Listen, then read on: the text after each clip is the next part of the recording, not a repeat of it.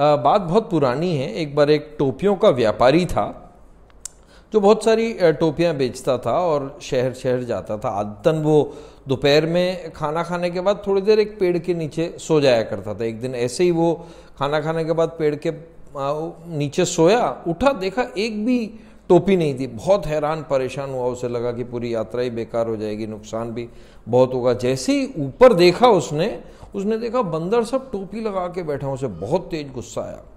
उसने पहले बहुत डांटा, उनको चिल्लाया, फिर जो चीज़ मिली वो नीचे से फेंकी। अगर वो चिल्लाता बंदर और ज़ोर से चिल्लाते, वो कुछ नीचे से फेंकता वो भी फेंकते। बहुत देर तक ये सब करने के बाद वो हैरान परेशान हो गया। उसने सोचा कि यात्रा ख़त्म।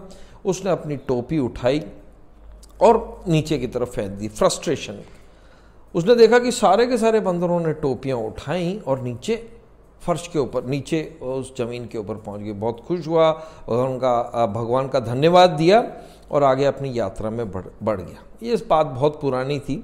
ऑफ कोर्स टोपियों का ज़माना फिर आया। आईपीएल के टाइम 2008 से, जैसा आप जानते हैं, एक व्यक्ति आया और उसने 2-3 साल पहले की बात है कि कुछ टोपियां बेचना चालू करी और जगह जगह गांव-गांव शहर शहर टोपियां बेचता था। जैसा कि होता है दोपहर में बहुत धूप हो जाती है, वो भी किसी पेड़ के नीचे सो जाया करता था। तो वो पेड़ के नीचे सो गया, उठा, देखा कि टोपी एक भी नहीं है। बड़ा परेशान सा हुआ। एकदम से देखा उसने बंदरों ने ऊपर टोपियां पहन रखी थी। थोड़ा सा मुस्कुराया। पहले उसने बंदरों को खूब चिढ़ाया और थोड़ी देर मज़े लिए। उसके बाद अपनी टोपी उतारी और नीचे फेंकी। तो 30 सेकंड तक कुछ नहीं हुआ। उसके बाद एक बड़ा बंदर, जो ऐसा लगता था कि जैसे उनका सबसे बड़ा है या एक्सपीरियंस्ड है, वो नीचे आया। उसने उसको हाथ से कहा कि नीचे झुको। वो आदमी नीचे झुका। बंदर ने उसको एक जोर से थप्पड़ मारा।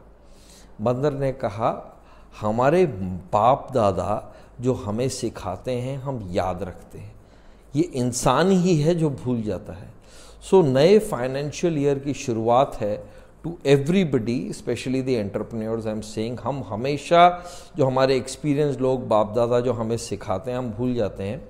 और ये फाइनेंशियल इश्यूज सारे फरवरी मार्च के अंदर आते हैं और फिर हम चार्टर्ड अकाउंटेंट्स के पास, हमारी टीम के पास दौड़ते हैं चीज़ों के लिए। Let us make this a good financial year by incorporating all the experiences that our elders have taught us and ensure financial success in this year. Thank you very much.